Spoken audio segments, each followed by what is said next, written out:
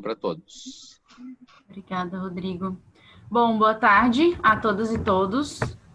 É um prazer recebê-los novamente no nosso primeiro ciclo de debate sobre segurança pública, justiça e democracia. Hoje a gente debate, então, sobre política de drogas no Brasil, cenário atual e alternativas, e com a nossa querida e maravilhosa Laura Hipólito, né? E seguindo os padrões de apresentação, a Laura é advogada, é doutoranda em Ciências Criminais e mestra em Ciências Sociais pela PUC do Rio Grande do Sul. Ela integra o GPESC, né, para nossa sorte, e ela também é pesquisadora e integrante do projeto Descarcerização e Sistema Penal, a construção de políticas públicas de racionalização do poder punitivo. Acho que esse é um tema, né? A Laura vai apresentar melhor essa trajetória, um pouquinho dela também, mas é um tema que a Laura vem se debruçando. Ela defendeu em 2018 a dissertação de mestrado, que abordou sobre a regulação do mercado de maconha como alternativa à proibição, né? Um estudo de caso a partir das experiências do Uruguai. E desde então, e antes também, né, vem aí se consolidando como uma grande referência nacional no tema, e hoje a gente tem a sorte, então, de ouvi-la e receber aí todas as suas considerações. Então, Laura, passo para ti desde já. Obrigada mais uma vez por integrar o grupo e por ter aceitado o convite. E eu que agradeço. Boa tarde, gente, todas e todos que estão acompanhando. E eu fico muito feliz em apresentar aqui no grupo hoje, porque a gente está vivendo um momento super delicado, né, para a vida de todo mundo, assim, e para a vida de quem pesquisa também. E é muito importante estar aqui no GPESC, que é um grupo que eu estou há quase 10 anos já, e que eu comecei antes, enfim, do meu TCC, quando eu ainda estava na graduação, e eu tenho um carinho muito especial, então eu estou muito feliz em estar apresentando hoje essa pesquisa, enfim, esse estudo, né? Eu vou até pedir-me que se tiver algum barulho, tu me avisa, eu posso até tentar botar o fone, eu não sei se vocês estão ouvindo, mas está tendo uma obra aqui no prédio do lado. Tá ok? O áudio? Tá. Tranquilo, tá ótimo. Então, vou ficar sem por enquanto. Mas, então, como a Mi falou, a maior parte do pessoal que está aqui já me conhece, né? A gente se conhece da trajetória no GPESC, na PUC. Para quem não me conhece, então, eu sou a Laura, eu sou doutoranda em Ciências Criminais na PUC, como a Mi falou, e eu estudo política de drogas já faz uns bons 8 anos, desde o do meu TCC. Então, muita coisa mudou nesse tempo, né? E muita coisa ainda precisa ser mudada. Se a gente olha para frente, assim, tem um caminho muito longo que tem que ser percorrido para que, de fato, a legislação de drogas seja alterada e a gente possa tirar do campo criminal essa questão, né, e começar em formas alternativas de tratar a questão do consumo das drogas, da produção e da venda, né? No entanto, ainda que a gente esteja muito longe de chegar nisso aqui no Brasil, internacionalmente a gente já tem muitas provas de que é possível e que o mundo nesse sentido, né? Então, eu vou trazer hoje, vou falar um pouco sobre a política de drogas no cenário brasileiro, né? Trazer alguns dados, fazer algumas constatações, mas também, no final, refletir sobre alternativas, né? E sobre mudanças de posicionamento que estão acontecendo dentro do nosso próprio país. Então, eu vou compartilhar aqui um PowerPoint com vocês.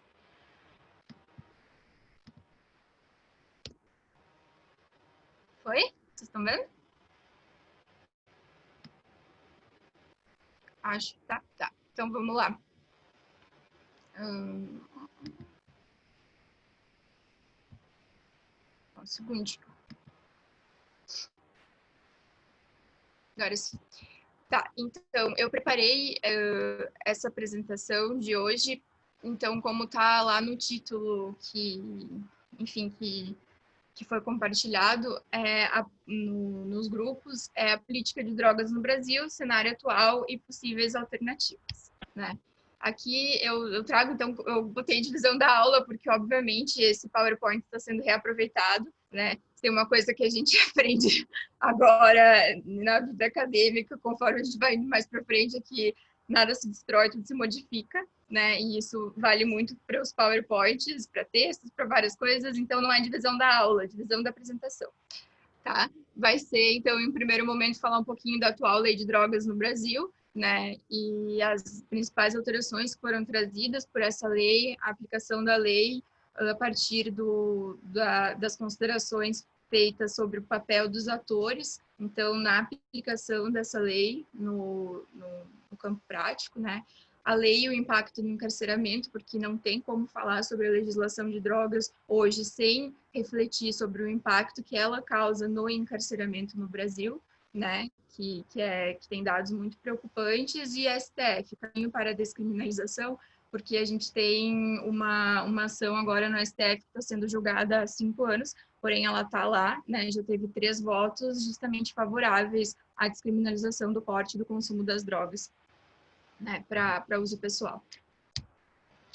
Então, aqui eu coloquei as 2 principais alterações que foram trazidas pela lei de drogas, né, 11.343, foi aprovada em 2006, então já tem aí uns bons quase 15 anos desde a aprovação da lei. E por que eu coloquei nessa balancinha, né? Porque a lei de drogas, ela trouxe 2 principais alterações, né? Principalmente com a chegada desses 2 artigos, o artigo 28 e o artigo 33, né? O artigo 28, ele se ocupou de despenalizar o consumo e o cultivo doméstico. O que isso significa, né? Significa que o consumo foi descriminalizado no Brasil? Não, não foi.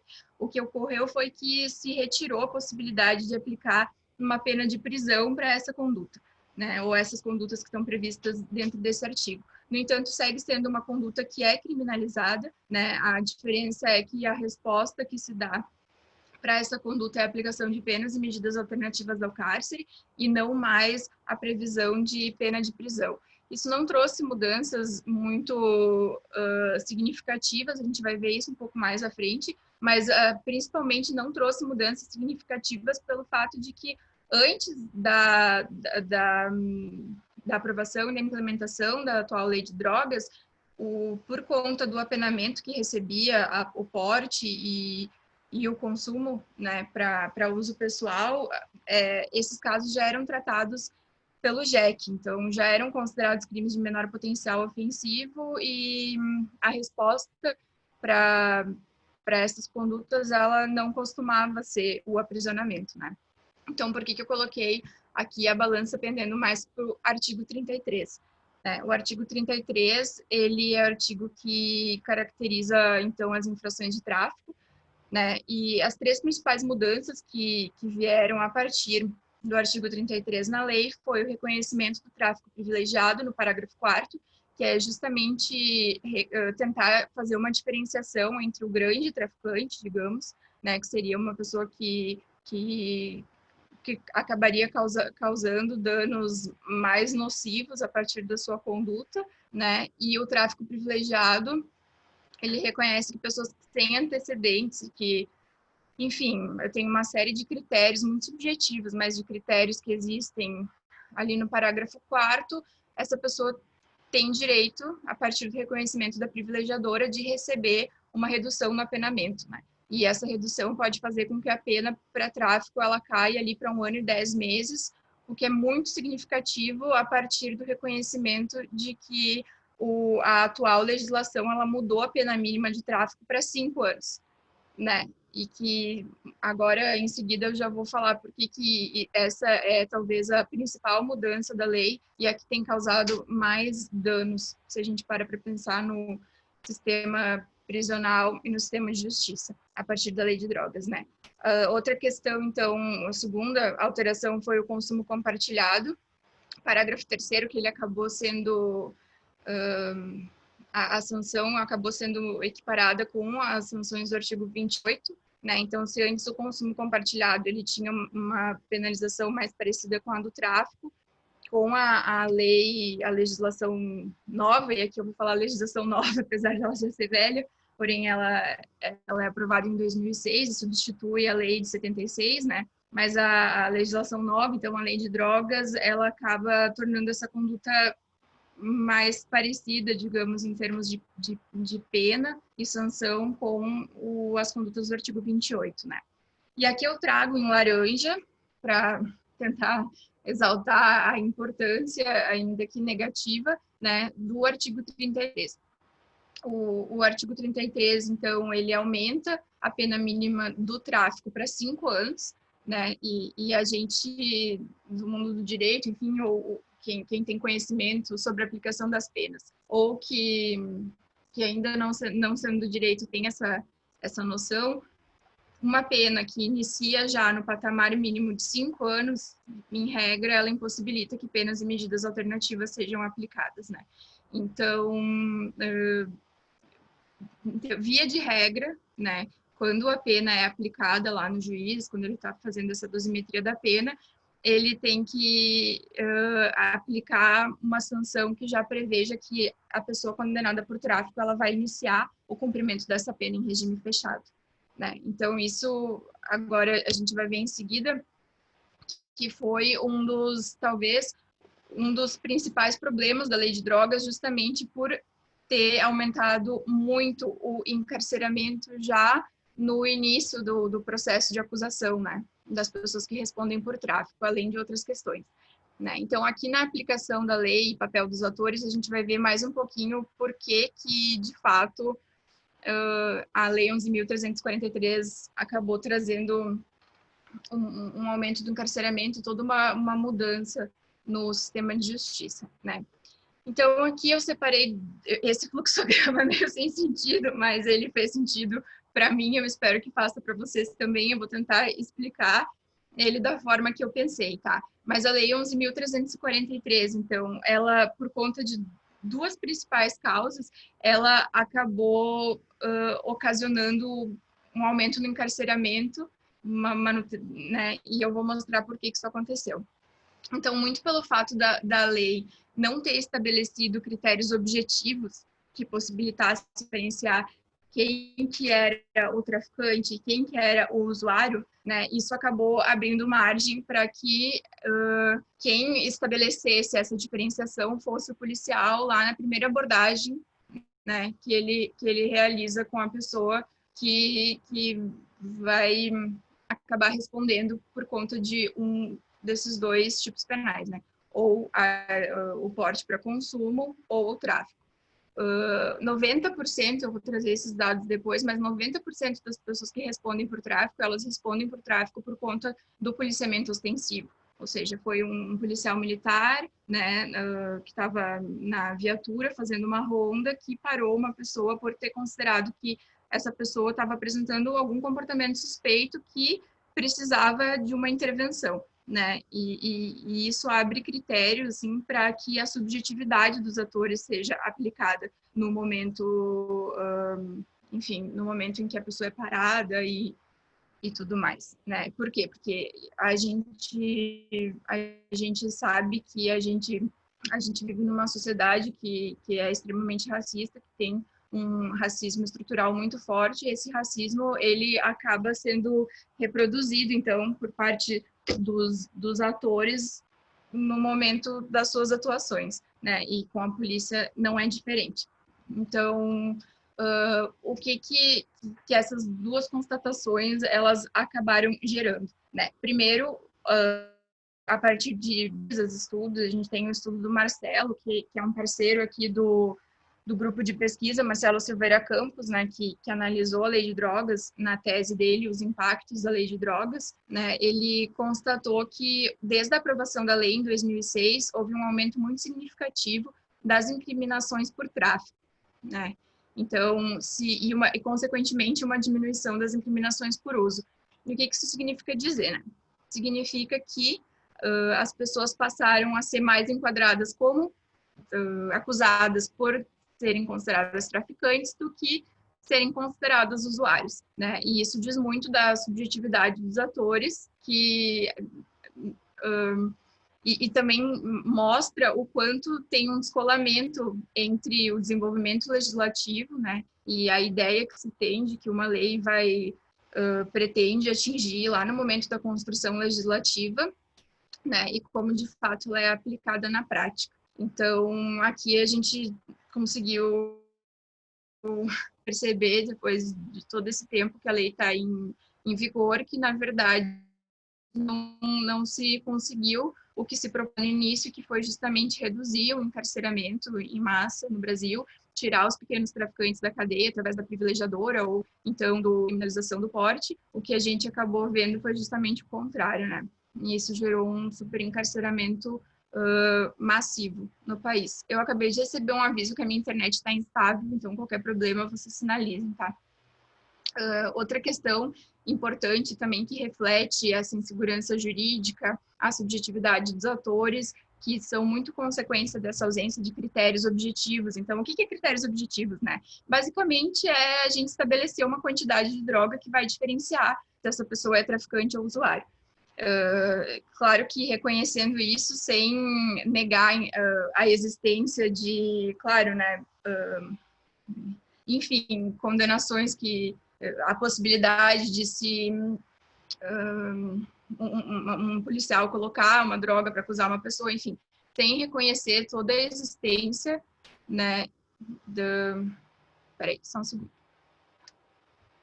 Desculpa, a gente está travando aqui para mim.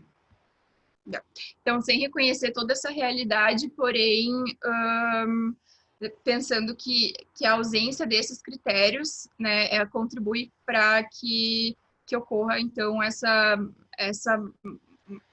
maior insegurança jurídica, digamos, né? E isso é dito muito por conta do rol de motivos, né, que são os motivos ditos pelos agentes da segurança no momento desde o policial, né, na primeira abordagem, até o juiz, desembargador, enfim, esses motivos, eles acabam sendo levados, esse rol de motivos, essa fundamentação, até o fim do processo.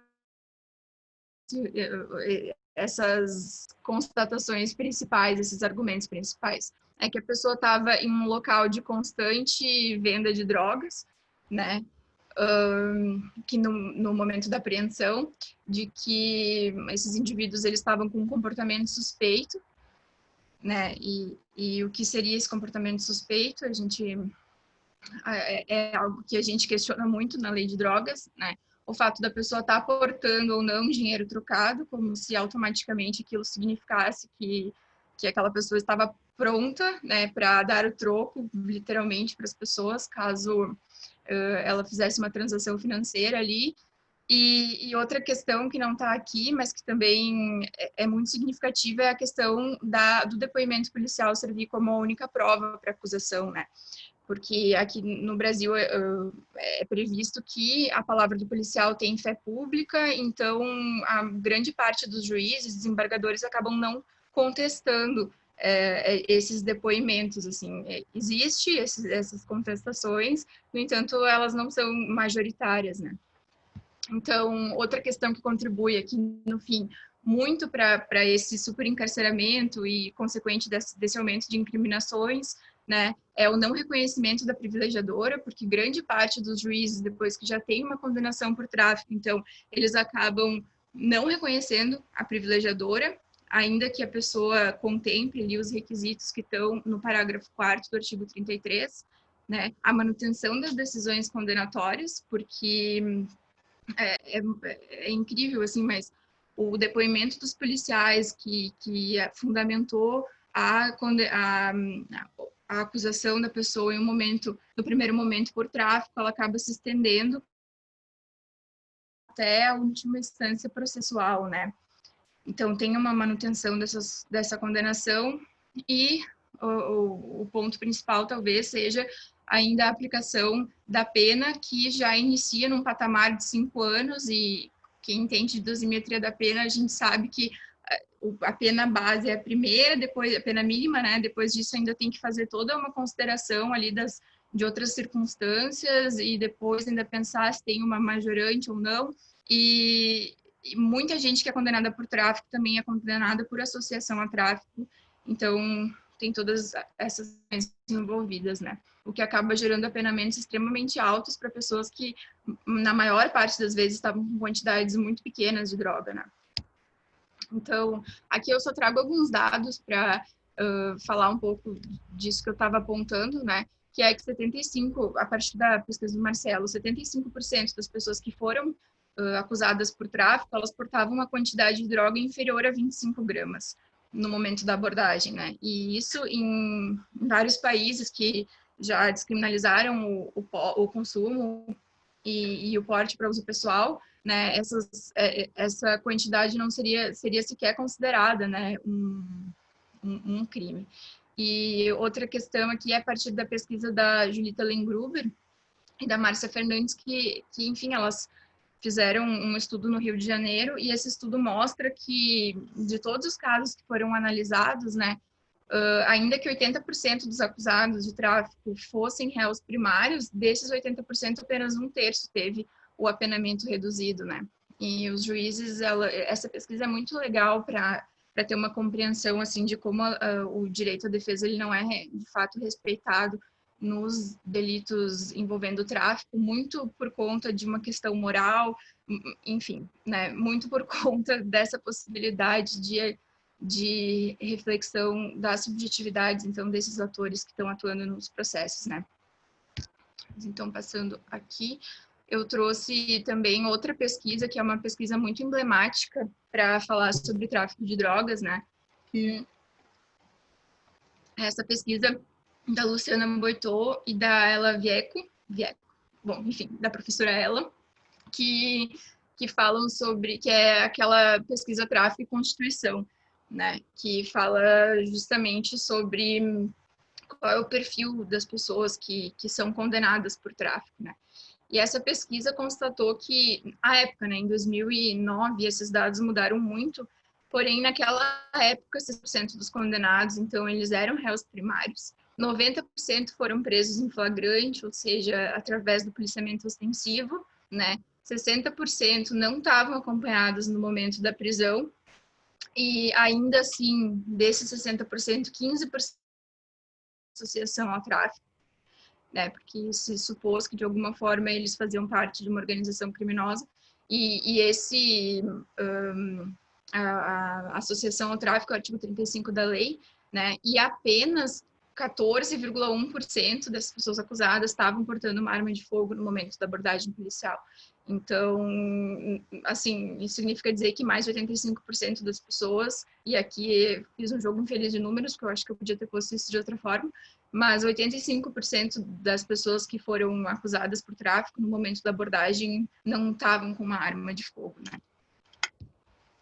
E aqui então, já passando para a terceira parte, né, eu trago a questão da lei de drogas e o impacto no encarceramento a partir de dados do Infopen, então, de 2019, né. Esses números, eles já oscilaram, a gente já tem um aumento do número de pessoas que estão presas no Brasil hoje. Só um segundo. A gente já tem um aumento dessas pessoas que estão presas no Brasil hoje, né? Mas a partir dos dados, então, de 2019, eram cerca de 750 mil pessoas presas, e é importante falar que o Brasil ocupa atualmente a terceira posição, né, no ranking mundial de encarceramentos. A gente fica atrás apenas dos Estados Unidos, que é, enfim, que tem essa política de superaprisionamento e não pode servir como modelo a ser seguido no campo de criminalização das pessoas e encarceramento, né? Em segundo lugar, a China, que tem 1 bilhão a mais de habitantes do que o Brasil.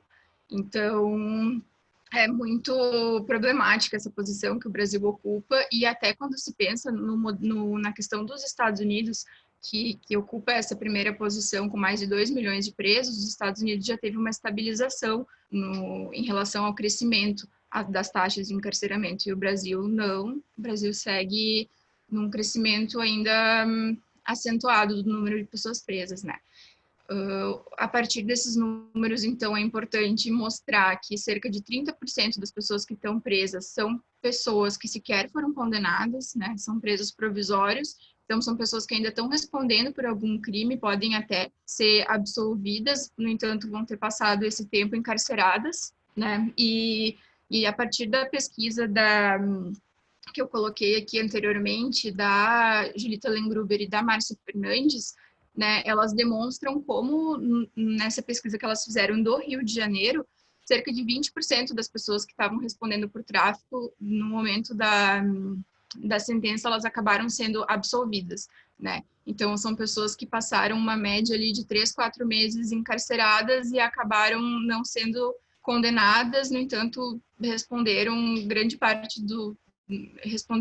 por um longo período de tempo presas, né, muito em decorrência do tráfico ser um delito equiparado a crime hediondo, e isso fazer com que as pessoas sejam presas ali no momento da abordagem policial e sigam encarceradas até o final do processo, ou ainda permaneçam depois pós uma condenação, né? Então, ainda com dados aqui do encarceramento, o tráfico é o delito que tem a maior incidência, né, do encarceramento. Atualmente são 20% das pessoas que respondem, então 1/5 das pessoas que estão presas no Brasil, elas respondem por delitos envolvendo tráfico de drogas, né? E antes da aprovação da lei e da entrada em vigência, era um número menor do que 10%. O crescimento, então, do encarceramento, né, por tráfico, ele foi muito desproporcional quando comparado ao próprio crescimento do encarceramento de uma maneira geral no Brasil, né? E aqui até um ponto que eu comecei a perceber e que vai ser estudado no doutorado, né, no projeto de tese, acabou sendo levantado, porque esse número 20%, né, de incidência, ele já foi muito maior, assim. Em 2017 eram 28%, se eu não me engano, né? Atualmente, por exemplo, o aprisionamento feminino, ele está em 50%, no entanto, esse número já foi 68% nos dados do Infopen de 2017, se não me engano. Então, tem algo que está acontecendo aí que tem que ser pensado, né? Talvez seja as mudanças que ocorreram por conta do reconhecimento da privilegiadora, que reduz a pena, e as pessoas não necessariamente fiquem encarceradas tanto tempo, mas, enfim, são afirmações que ainda não podem ser feitas, porque são só hipóteses, né? Ainda não são conclusões. E então aqui o último ponto que eu trago acerca disso é a partir da pesquisa da Ana e do Rodrigo, né, que esse artigo eles publicaram, mas ele foi fruto da dissertação da Ana, que fez justamente uma construção da política criminal aprovada no Brasil durante o governo Lula e Dilma, né, ali de 2002, 2013 até 2014, e a Ana mostra no trabalho dela que a lei de drogas foi a legislação que mais contribuiu para o aumento do encarceramento, né?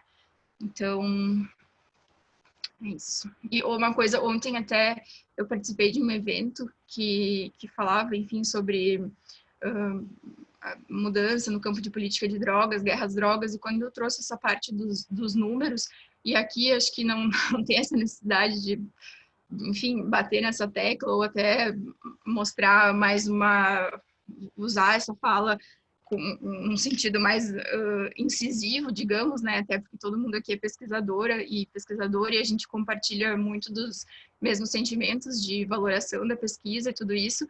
Mas ontem, quando eu trouxe essa parte dos dados, assim, eu bati muito nessa tecla de que os dados, eles não são uma questão de opinião, né? Eles são fatos, eles são a realidade, eles correspondem ao que acontece, né? E a gente pode até questionar, então, qual seria a política de drogas mais adequada para ser aplicada, e isso desde o proibicionismo, porque existem pessoas que defendem o proibicionismo, a grande maioria, até a descriminalização, a regulação ou a adoção de políticas de redução de danos. No entanto, isso aqui que está aqui é a realidade.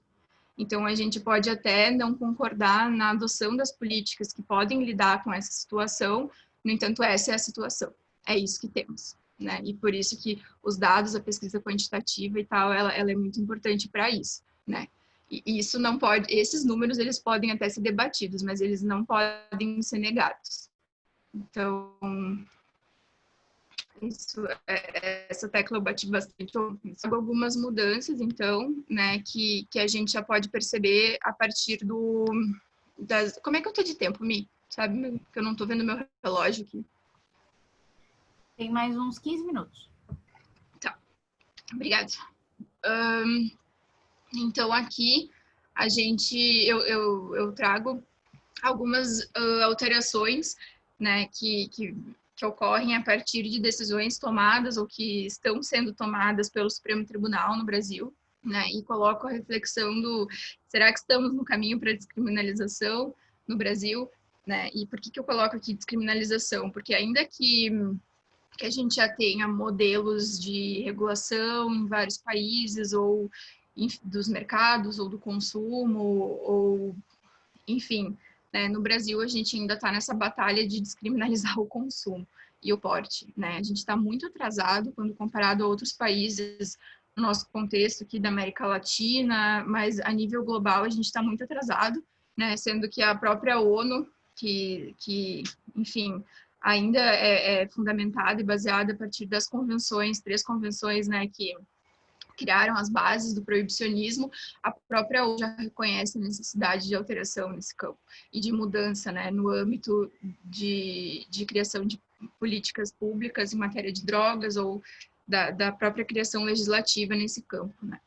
Então, aqui no Brasil, nos últimos 10 anos, a gente teve essas, talvez, 3 principais mudanças, né, que foram provenientes de votos do STF, e há 2 semanas ocorreu mais uma, mas eu vou enfim, né, vou me prender nessas 3. O que em 2011 aconteceu, né? Em 2011, essa DPF 187, nela, o STF julgou, então, a legitimidade da Marcha da Maconha, né? Então, em 2011, a gente ainda estava discutindo aqui no Brasil se as pessoas podiam ir para a rua manifestar sobre a necessidade de alteração no campo de política de drogas, né? E a gente tinha esse debate no Brasil há muito tempo já, lá desde a década de 90, e no campo da música a gente tem muito conhecimento disso, porque, enfim, bandas como Planet Hemp, que tiveram álbuns confiscados por serem considerados como material criminoso, por estar fazendo apologia ao consumo das drogas, né? A partir dessa decisão de 2011, então, o STF bota um ponto nisso e diz que é um direito garantido, né, da livre manifestação. As pessoas têm o direito de manifestar por aquilo que consideram como algo que precisa ser mudado, né? Então, a Marcha da Maconha, a partir daí, ela passa a ser, de fato, considerada como um movimento legítimo, né? Em 2016, então, o STF, a partir de um julgamento de habeas corpus, defende que o tráfico privilegiado ele não pode mais ser considerado como um crime de natureza hedionda, né? E essa votação vem muito no sentido de que, como eu falei antes, grande parte dos juízes eles não aplicavam a privilegiadora, ainda que a pessoa tivesse ali preenchido todos os requisitos, ainda que subjetivos da lei, por considerar que o tráfico é um crime de natureza hedionda, né? Equiparado ao crime hediondo.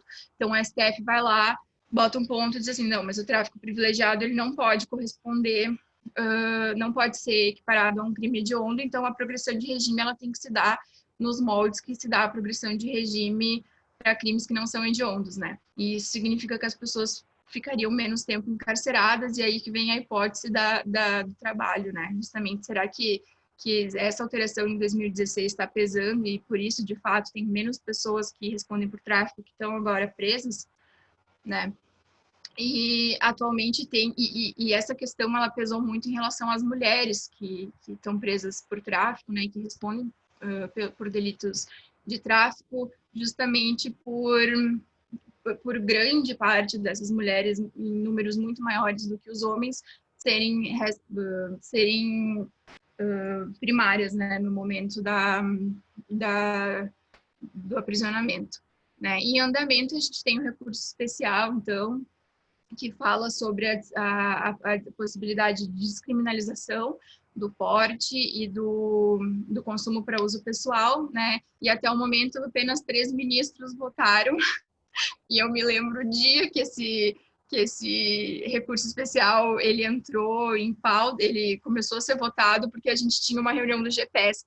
Eu me lembro que eu estava com fone de ouvido, ouvindo o que o ministro, acho que era o Gilmar Mendes, ele estava falando e a gente estava no meio de uma reunião do GPESC. e eu lembro que eu fiquei muito animada, mas é aquela coisa que a maturidade acadêmica traz para a gente também, é muito pessimismo, né? E hoje eu já não fico animada, eu apenas torço para que esse julgamento ele de fato ocorra, mas a partir da noção de que provavelmente ainda vai demorar bastante tempo para isso acontecer. No entanto, ainda assim, ainda que demore, é o passo que está sendo dado no sentido de alguma forma a gente alterar a política de drogas no Brasil, né? Então, ainda assim.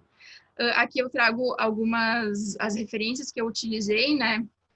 E aqui eu vou finalizar, mas eu vou falar um pouquinho agora, justamente, vou tirar aqui, falar sobre a questão de alternativas, né? E de que maneira a gente pode pensar uma saída de tudo isso, ou pelo menos uma nova forma de lidar com essa situação, né? Como é que eu... Aqui. Então, eu fiz o meu mestrado sobre... Gente, eu falo muito rápido, se alguém quiser fazer uma colocação, ou, enfim, pode me interromper, tá? Mas o meu mestrado foi justamente foi um estudo de caso, né, sobre o modelo uruguaio de regulação do mercado da maconha, né? E quando eu comecei a estudar o modelo uruguaio foi ali no final de 2013, começo de 2014, quando eu entrei na especialização. Então faz muito tempo, né? Depois eu comecei o meu mestrado em 2015, finalizei, defendi ele em 2018. Então eu consegui pegar ali desde a proposta, né, desde o projeto de lei até a aprovação desse projeto e todas as concessões, não, alterações que foram feitas em cima desse projeto, né, até a aplicação e peguei um pequeno período ali de avaliação dessa lei que tinha sido aprovada, né. E foi muito significativo, assim, porque, enfim, deu para entender toda a complexidade que se dá a partir da proposição de uma lei que enfim, se comprometeu a criar um regime que ainda não tinha sido criado em nenhum outro lugar, né? De regulação do mercado de uma droga que era considerada ilícita. No entanto, a abordagem que o país deu foi muito incrível, assim, porque resolveu tratar essa questão da política de drogas justamente a partir de realidade, de fato, de números, né, e não dessa moralidade toda que a gente vê aqui no Brasil, que fundamenta muito a criminalização desde o consumo, da produção e da venda, né.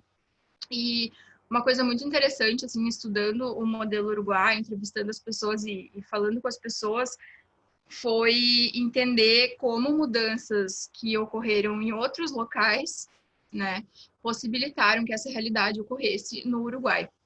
Então, por conta disso, meu primeiro capítulo da dissertação, ele acabou sendo todo focado na mudança no cenário internacional, no sentido de criação de políticas antiproibicionistas, né? E eu fiz um recorte justamente dos 5 principais lugares que foram utilizados para inspirar a política uruguaia, né? Então, Portugal, que talvez seja, enfim, a principal referência quando se fala em adoção de políticas em matéria de droga que sejam descriminalizantes, que de fato resultaram em dados muito importantes, assim, porque o Portugal se propôs ali no final da década de 90, começo dos anos 2000, a descriminalizar o consumo de todas as drogas que eram consideradas ilícitas no país.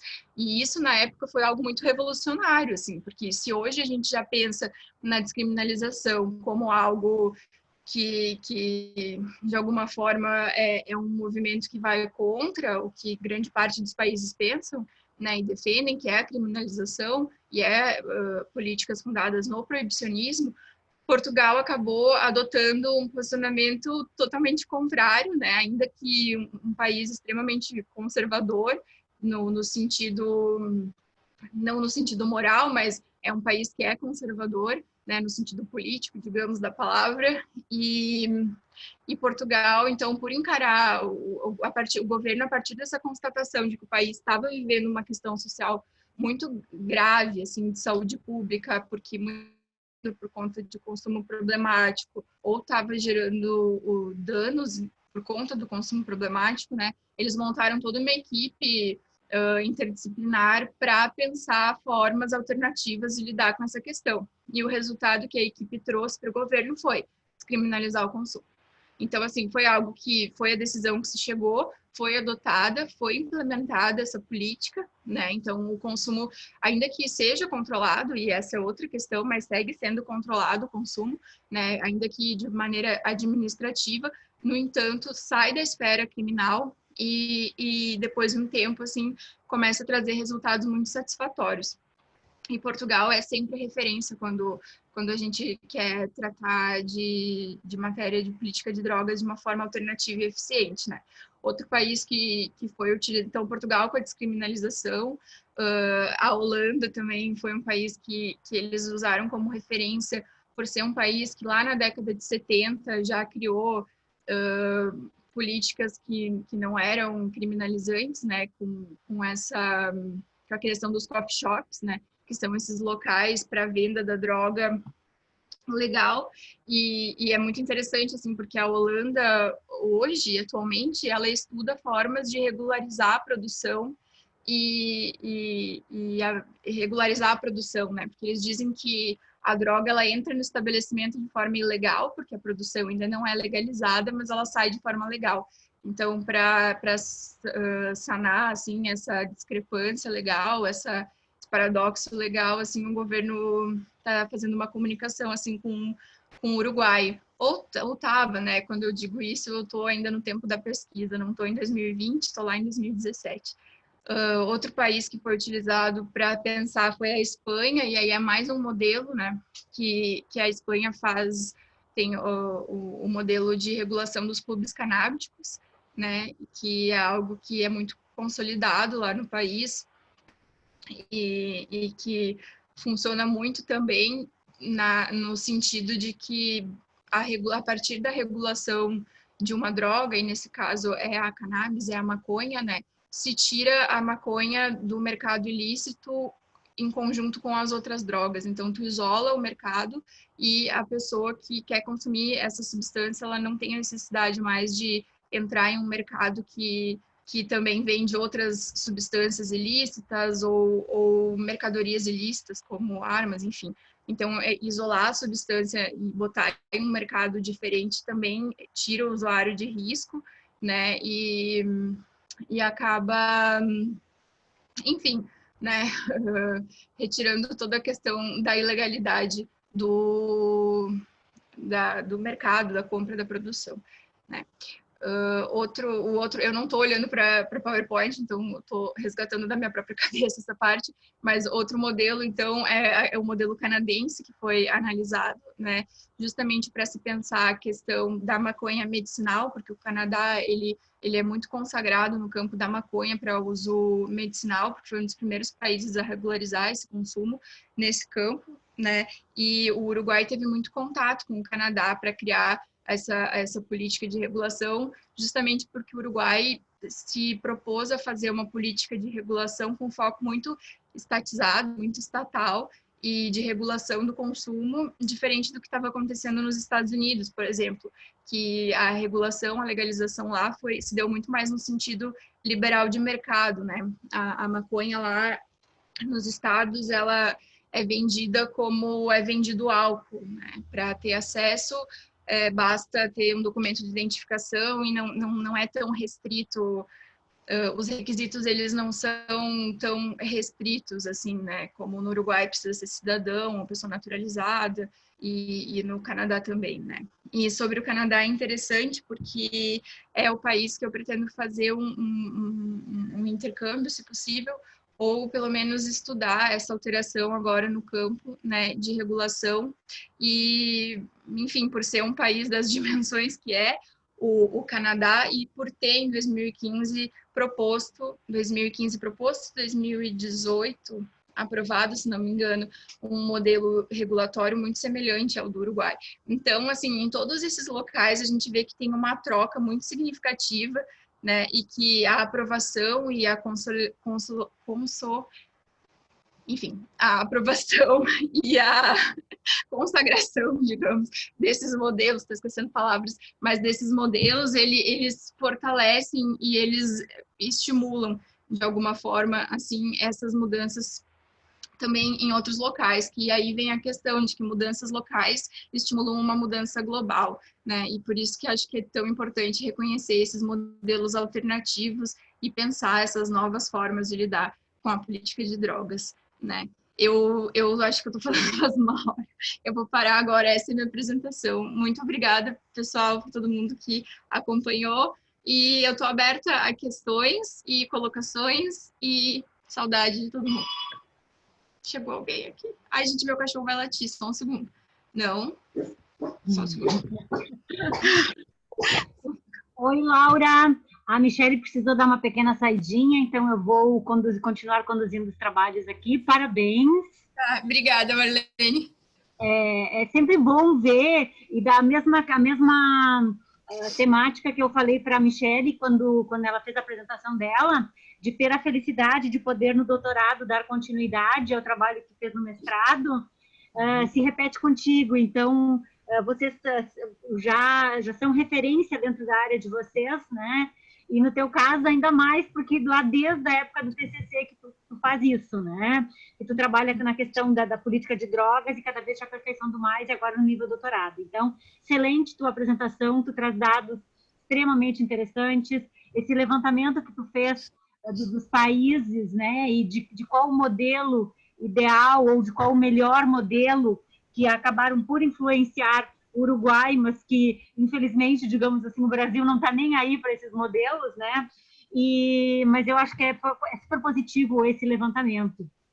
E eu tenho uma pergunta para te fazer, na verdade não é nenhuma, uma solicitação. Eu sei que o teu objetivo no teu doutorado agora não é, né, continuar fazendo a análise que tu tinha feito da questão do Uruguai, mas eu sei que assim, como o Uruguai mora no nosso coração, né, por motivos de que a gente fez pesquisa de campo lá, eu também fiz no meu sanduíche, tu fizeste durante teu mestrado, e agora com essa mudança governamental, digamos assim, como é que ficou essa política de drogas no Uruguai com o novo governo? Tu tem esse conhecimento? Tu teria alguma informação para nos trazer sobre isso? Então, Marlene, por coincidência, assim, na semana passada, porque eu participei de um curso de BCCRIM de política de drogas e eu acho que isso acabou gerando um alcance maior. E o ex-presidente da Junta Nacional de Drogas do Uruguai mandou uma mensagem no Twitter. E aí, falando justamente que ele estava disposto ao diálogo e que eles estavam abertos se houvesse necessidade de, enfim, acessar algum dado e alguma coisa nesse sentido. E a Marlene, ela fez a pesquisa dela lá no Uruguai e ela sabe tanto quanto eu o quanto eles são acessíveis, né, tanto como pessoas, enfim, quanto como instituição, né, e assim, foi incrível fazer o campo lá.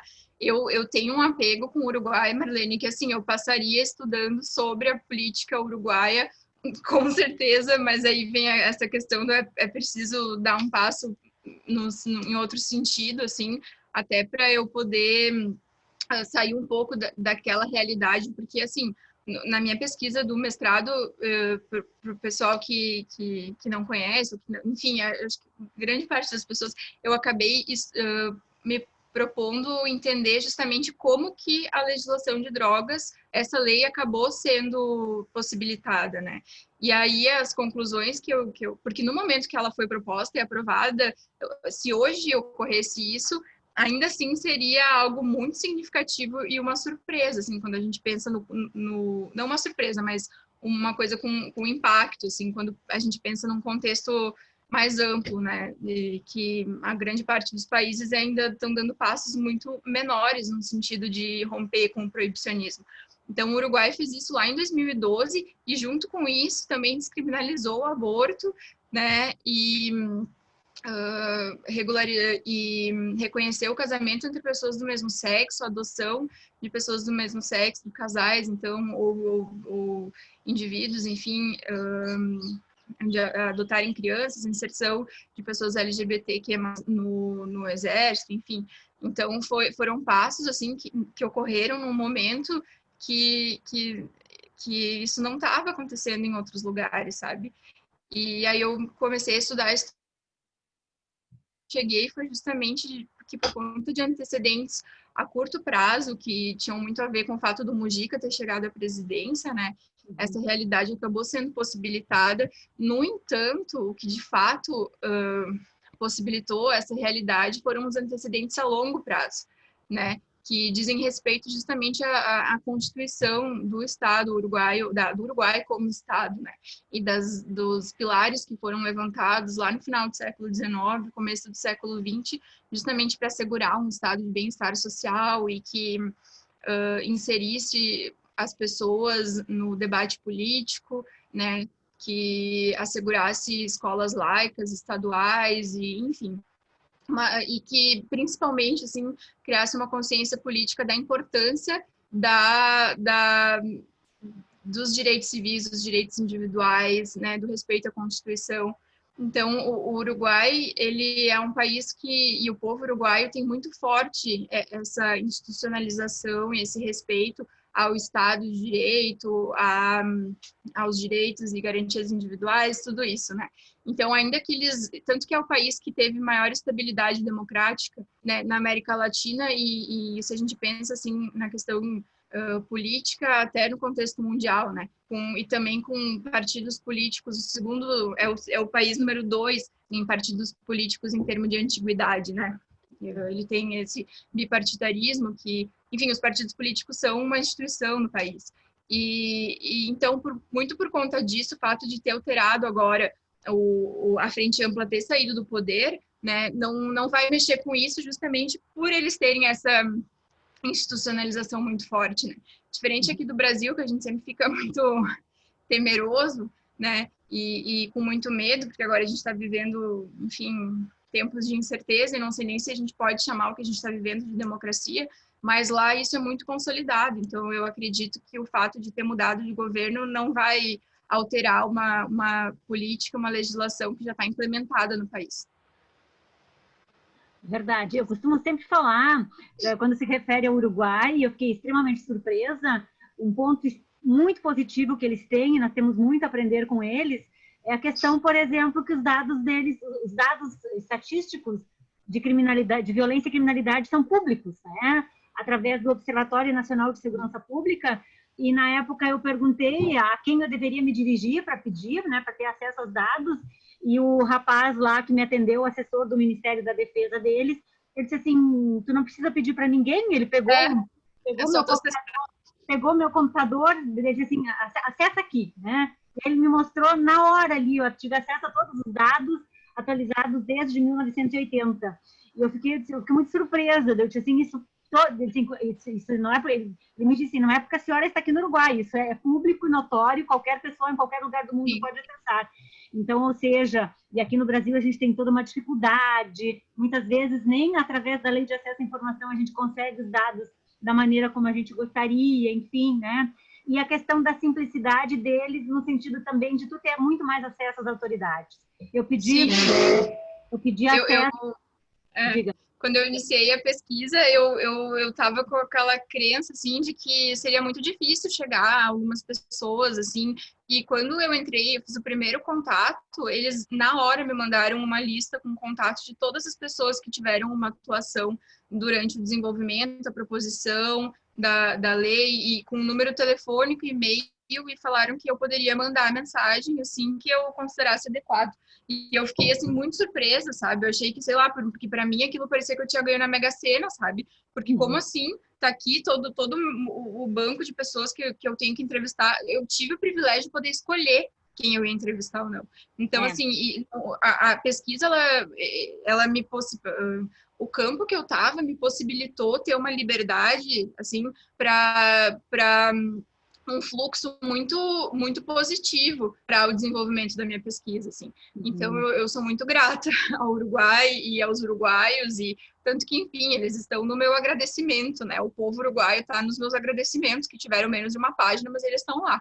Então, porque, de fato, assim, foi o que possibilitou que a minha pesquisa se desenvolvesse, né? E uma questão que enfim, me perdi agora. Eu ia falar um negócio que era bem importante, daqui a pouco volto. Mas essa característica, assim, do país ter um respeito à publicidade dos dados. Ah, eu lembrei. Não, é que o Osmar Terra foi uma figura que apareceu durante as minhas entrevistas, né? Lá principalmente com o pessoal do legislativo do país. E enfim, rimos um pouco do Osmar Terra, porque ele foi até lá, né, para falar que não deveria acontecer o processo de regulação, né, e ele foi ouvido, pois um país muito democrático, escuta as vozes que falam, né, no entanto, assim, o conteúdo do que foi dito foi extremamente absurdo, moralizante, e assim, que é justamente o que os uruguaios não acreditam, né? E aí eu até fiz um comentário com um deputado lá que eu entrevistei, que foi um grande impulsionador da lei, e falei, pois infelizmente temos muitos Osmar Terra no Brasil, né? E a bancada da Bíblia é uma coisa que está crescendo muito. E assim, na época, isso era 2017, hoje, depois da eleição de 2018, isso piorou muito. Mas ele até falou, pois aqui a gente tem uma questão muito importante de separação entre o que é religião e o que é Estado, né? E eles fizeram isso de uma forma muito incisiva lá no começo do século XX, né? Coisa que a gente não fez aqui. E ele disse, pois em todos os legisladores do país, nós temos duas pessoas que se dizem abertamente serem muito religiosas. Então, assim, e eu olhei para aquilo, tipo assim, as coisas começam a fazer sentido, sabe? Assim, a fragilidade das nossas instituições aqui no Brasil e a dificuldade que a gente tem, assim, para a gente tá constantemente tendo que reafirmar o básico, sabe? Então, é muito doído quando a gente tenta propor algo que vai muito além do básico, forçar essa cerca, sabe? Na proposição de leis. Porque a gente ainda está tendo que segurar para a cerca não cair. Essa é a grande questão, assim, porque ela fica sendo empurrada ao contrário e não para frente, né? E os ditos o Uruguai tem muitos conservadores, né? Mas no sentido político da palavra, que conservam as instituições, que conservam um estilo, assim, de governo. Mas no Brasil, a gente a maior parte das pessoas que se dizem conservadoras, elas não são conservadoras, elas são reacionárias, né? Então, lá os conservadores, eles buscam conservar, e claro, prevendo que vai ter uma mudança, porque a sociedade moderna, ela caminha para frente, né? E aqui a gente vive no Brasil, na verdade, o contrário, que é um movimento feito pelos reacionários, né? Que empurram a cerca para o outro lado, justamente porque querem voltar a um passado ideal que, enfim, é visto como algo que existiu e foi positivo. Ou seja, como fomos felizes em podermos pesquisar o Uruguai, não é? Muito, muito, Marlene. Então tá, obrigada, Laura, parabéns pela apresentação, parabéns pela tua pesquisa, pela temática. Obrigada. Que tu escolheu e que tu continue nessa trajetória e que, pelo visto, ainda vai render muitos estudos e muitas pesquisas no Brasil, né? Temos muito a avançar. E eu vou, então, devolver a palavra à Michele, que já está de volta conosco. Obrigada, Marlene. Obrigada, Laura, pela fala, pela apresentação, por compartilhar conosco aí toda a sua bagagem, né, teórica e também de muitas experiências no campo da pesquisa. Te agradeço muito. E agora eu abro, né, para mais pessoas tecerem considerações e perguntas, né? Vamos aproveitar bastante aí a Laura nesses últimos 18 minutos que temos. Quem quer se inscrever? O Pedro Gil, por favor.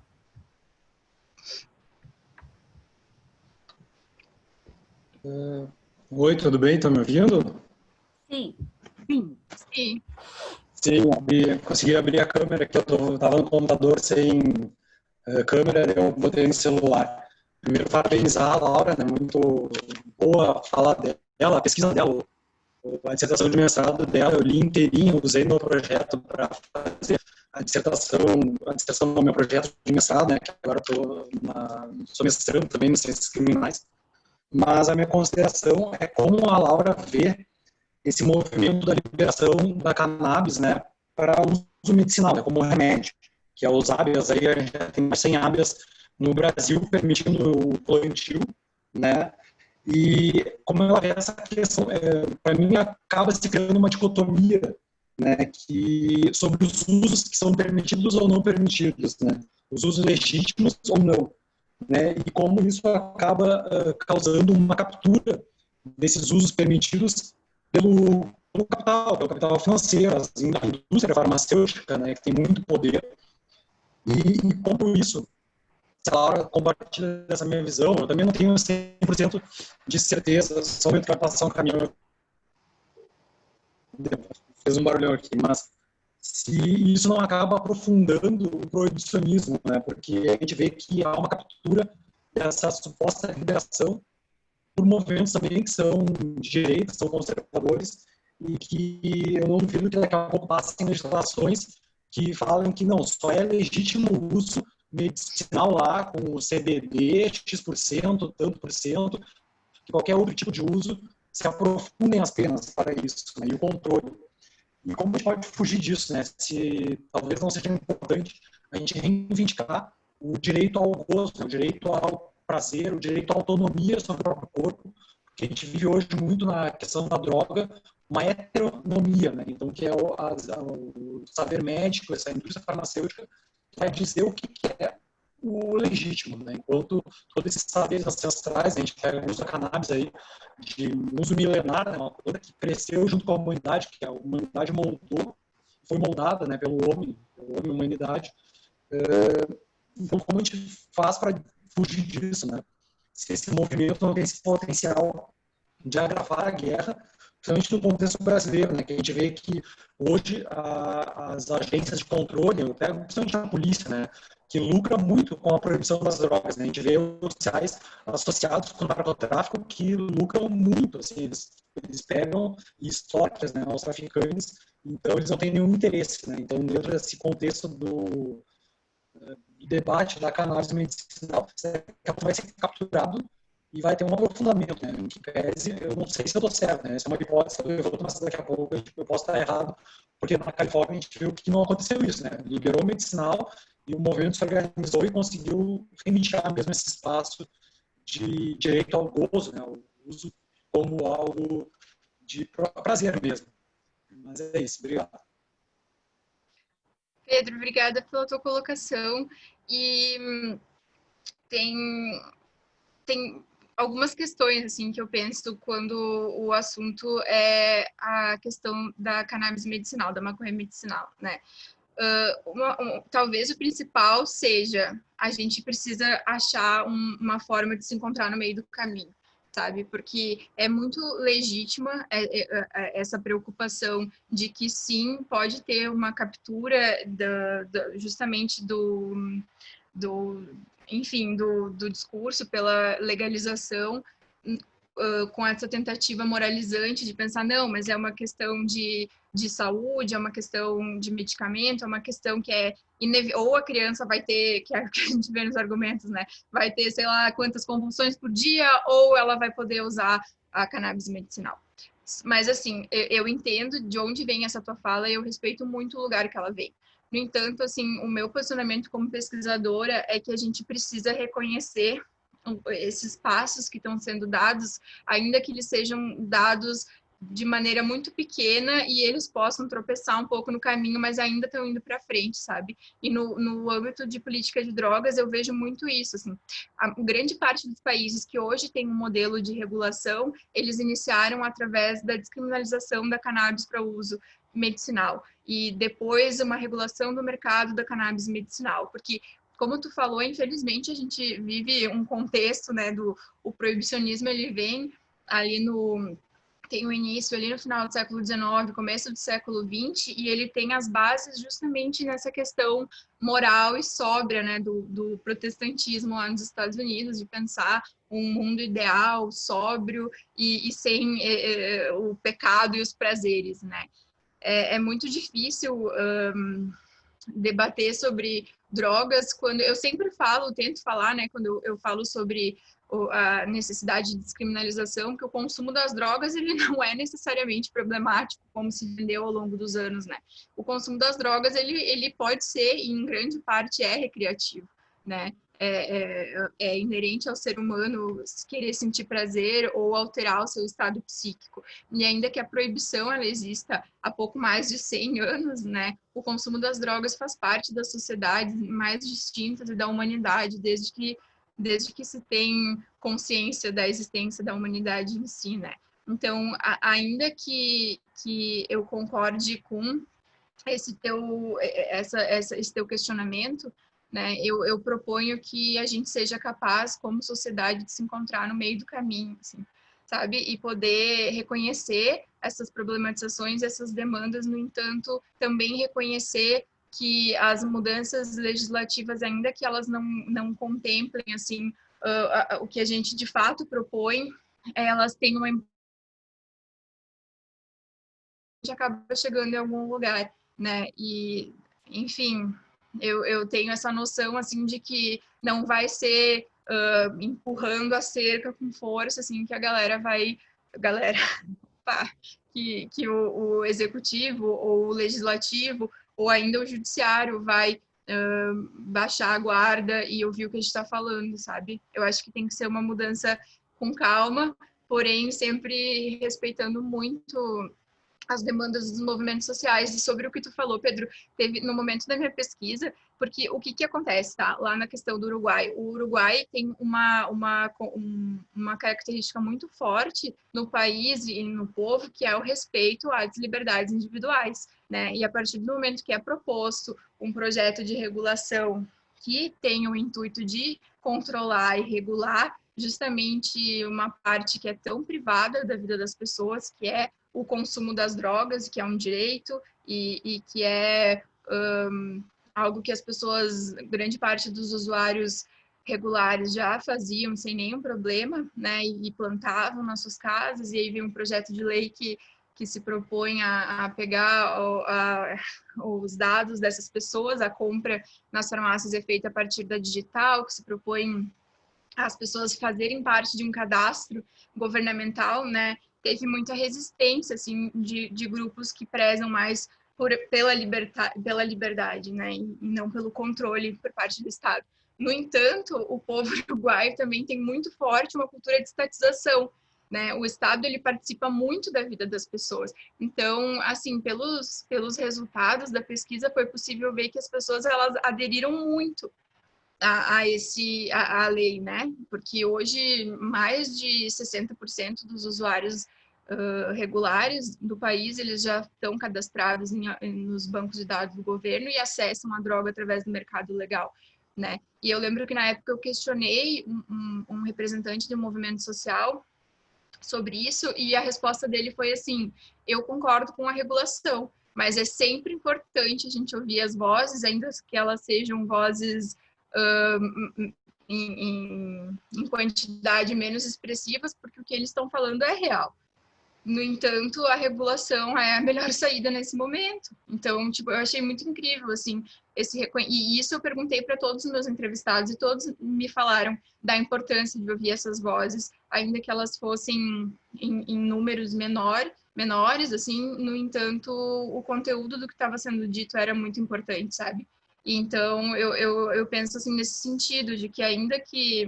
Porque a construção legislativa, o jogo político, né, é uma coisa de ganhar um pouco, perder um pouco, fazer concessões, né, ter ganhos, mas, na minha opinião, assim, a via da maconha medicinal, acho que vai ser o primeiro passo, inevitavelmente, assim, que vai ser dado.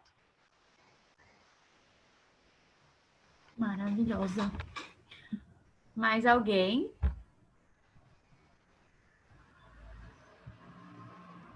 Obrigada. Posso? Por favor. Eu tenho uma pergunta. Laura, parabéns. Achei muito maravilhosa a apresentação. E é muito bom, né? Quando a gente ouve alguém que tem conhecimento e que pesquisa há tanto tempo. E apesar da gente já ter conversado bastante, eu fiquei aqui pensando em algo que eu nunca parei para pensar até a sua fala de hoje, e queria saber se, como o Uruguai trata a questão do uso descontrolado ou problemático da droga lícita, e quem faria a fiscalização, ou como seria feita essa fiscalização, porque uma vez que não é criminalizado, ainda assim se mantém o poder de fiscalizar na mão da polícia, autoridade policial. E, enfim, queria te ouvir um pouco sobre o uso problemático, como que é tratado num país em que não há a criminalização da droga. E qual é a sua opinião de como deveria ser tratado? Gabs, obrigada pela pergunta. E, então, a questão do consumo problemático lá no Uruguai, ou não em relação a cannabis, mas então se a gente pensar em qualquer droga considerada ilícita, né? E aí eu trago a questão de Portugal, de novo, que foi justamente por isso que eles se proporam a descriminalizar, foi justamente a questão de que a esfera criminal não é capaz de resolver essas questões, né? A partir do momento que a gente criminaliza uma conduta, o diálogo para, de alguma forma, sanar eventuais problemas dessa conduta, ele fica muito restrito, né? E também porque a esfera criminal, ela enfim, estigmatiza o usuário e, enfim, a pessoa que está respondendo aquela conduta, e não sana de nenhuma forma, porque não tem nenhuma política pública desenvolvida para reduzir os danos, né, provenientes de um eventual consumo problemático. Então, Portugal fez isso muito bem. O Uruguai, uma das justificativas que estava no rol de motivos do projeto foi justamente propor que os usuários recebessem um tratamento mais humanizado, né, e que de fato pudesse, de alguma forma, diminuir eventuais danos, né. E eu lembro que na época o ex-presidente Mujica também falou muito sobre a questão da descriminalização do aborto, né, porque foi perguntado, tá, mas isso vai então se não for mais crime, vai resolver o problema? E ele falou, olha, vai se propor a ajudar as mulheres, que são as pessoas que de fato estão sofrendo com essa política que criminaliza a conduta, né? E então, assim, é a questão, quando se tira da esfera criminal, de fato enfrentar a questão, né? E usar toda a estrutura do aparato estatal justamente para agir de forma a reduzir danos e a se propor a resolver os problemas, né? E uma questão muito legal lá do Uruguai é que, assim, quando a lei começou a ser implementada, porque foi uma coisa que foi sendo feita aos poucos, né? E não foi assim, tem 4 vias de acesso, tem pelas farmácias, tem através do autocultivo, dos clubes e existe também a via medicinal, né? Outra forma de aquisição. E isso foi sendo implementado muito aos poucos, assim. E o que começou a ser... O que foi legalizado primeiro foi o autocultivo, né? E os clubes. E uma coisa, assim, que acabou ocorrendo, e aí é o que a gente falou, eu falei lá no começo da fala, que é justamente esse descolamento que muitas vezes tem entre o texto legal e o que ele se propõe, né, e a aplicação prática, porque os agentes que atuam na questão da segurança não necessariamente vão compactuar com aquilo que a lei está dizendo, e também porque depois de muito tempo, desde a sua formação, né, eles vão ter que passar a encarar uma conduta que antes era considerada ilícita de forma lícita. Então, estava acontecendo alguns aprisionamentos por conta de maconha, né? E assim, o que foi legalizado no país e saiu da esfera criminal foi a maconha legal no país, né? As flores. Então, o prensado paraguaio, que é a maconha que vem para o Brasil em grande quantidade, vem para o Brasil, é do Paraguai, né? Vem para o Brasil, para a Argentina e ia cerca de 5% para o Uruguai, ela consistia ainda em uma substância considerada ilícita, né? No entanto, algumas pessoas estavam sendo presas por portarem, ou estavam sendo incriminadas, enfim, por serem consideradas traficantes com a maconha do país, ainda que o porte e o consumo de nenhuma droga seja considerado crime no país, né? E qual foi a resposta do governo e das outras instituições que lidam com a lei? Porque lá tem o IRCA, que é o Instituto de Controle e Regulação da Cannabis, que foi criado justamente para ser o órgão regulador, né? E ele trabalha em conjunto com a Junta Nacional de Drogas, com o Ministério da Agricultura e o Ministério da Saúde. Então, o que eles acabaram fazendo? Eles criaram um... Como é que é o nome?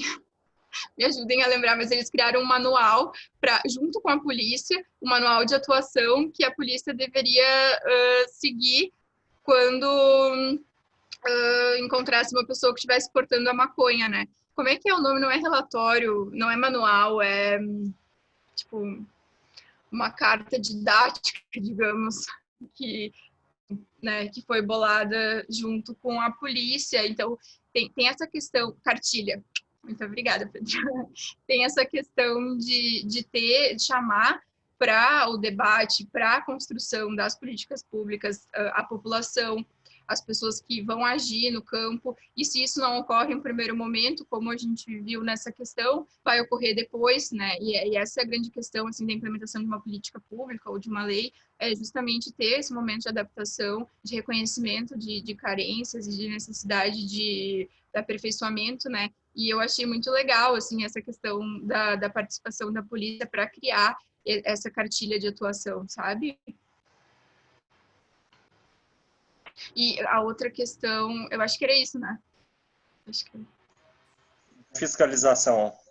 A fiscalização ela é feita pelo IRCA, então, que é esse órgão, né? Ela não cabe mais ao poder criminal, então vai para a esfera administrativa, né? E tem esse órgão, né? Que é o IRCA, Instituto de Controle e Regulação da Cannabis, que faz desde o controle do cadastro das pessoas, né? Então, desde o cadastramento até a aplicação de sanções e tudo isso. E um outro ponto que é muito importante, assim, é porque a regulação da cannabis no país, ela veio com a finalidade, né, de regular ela aconteceu em conjunto com a regulação do álcool e do tabaco no país, né? Então, dessas 3 substâncias que eram as substâncias mais consumidas no país, com a finalidade justamente de promover uma diminuição do consumo, né? Então, esse controle, existe um controle, é um controle estatal, que é aquilo que eu troquei uma ideia ali com o Pedro antes na questão dele, que é justamente, assim, tem um controle sobre a vida das pessoas, sobre as ações, não é permitida a publicidade, tem locais que não é permitido o consumo, assim como ocorre com o cigarro e com o álcool, né?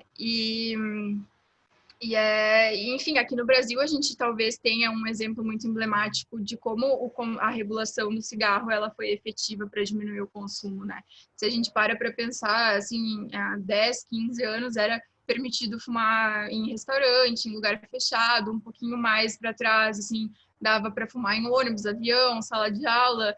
Eu lembro que eu fui uma das usuárias na época lá de 2011 que ficou assim arrasada, que não dava mais para fumar em bar, em lugar fechado. Tipo, como assim? Que horror. No entanto, é uma política que traz resultados satisfatórios ao que se propõe, né? Teve uma diminuição muito grande assim do consumo, né? A partir dessa restrição de acesso e de locais que são permitidos o consumo. Então, é outra questão assim que mostra como a regulação ela é bem capaz de diminuir, né, o consumo.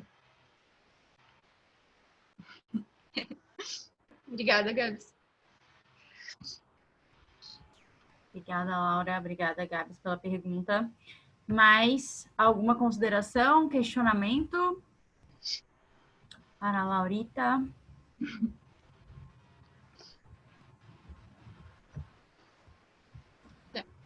Bom, a gente está já também no nosso horário. Então, Laura, se tu quiser, né, dizer suas palavras finais, fique à vontade. Obrigada, Mi. Não, é só agradecer, pessoal. Obrigada pela participação, por terem me ouvido. É sempre muito bom a gente meio botar para fora as coisas que a gente lê, estuda, escreve, porque assim elas fazem mais sentido, a gente se dá conta também de questões que podem ser mudadas ou reflexões que podem ser feitas, né? E falar que é muito importante, assim, esse espaço que o GPESC traz para a gente trazer para o debate essas questões que são tão caras, né? E principalmente no momento que a gente está vivendo, assim, enfim, moralização, né? muito forte de temas assim que a gente estuda, a gente pesquisa e a gente até pôde presenciar virtualmente, infelizmente, assim, pesquisadoras que a gente admira muito. A Marlene, ela estava até nesse dia, assim, né, com outras pesquisadoras e sofreram um ataque em massa, né, de pessoas reacionárias nas redes, né, se propondo a justamente falar sobre temas que são tão necessários, enfim, que precisam ser falados, precisam ser debatidos, independente da concordância ou não, né? São temas que precisam estar em pauta, né? E a política de drogas é um desses temas, e talvez mais do que nunca a gente está vivendo um momento que a gente precisa refletir sobre mudanças, mas também refletir sobre possibilidades de diálogo. Ontem, no evento que eu participei,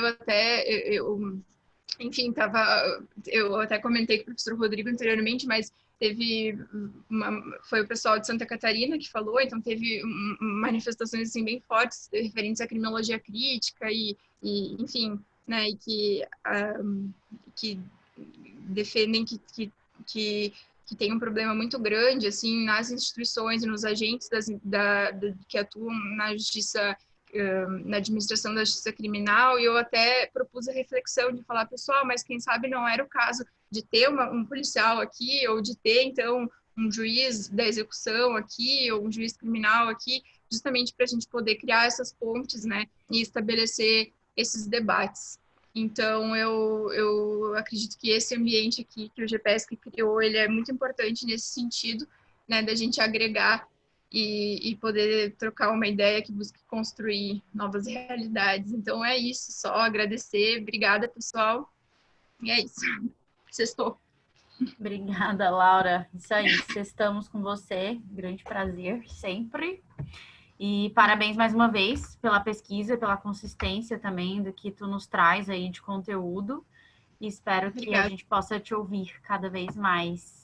Que sua pesquisa aí se desenvolva e não deixe de compartilhar conosco, porque realmente esse é um tema, né, que atravessa várias outras questões políticas, sociais, econômicas, então, independente se é o centro da pesquisa, né, de cada um, mas com certeza em algum momento se atravessa, em algum momento a gente vai passar por isso nas nossas próprias trajetórias. Então, muito obrigada mais uma vez e muito obrigada a todas e todos que participaram.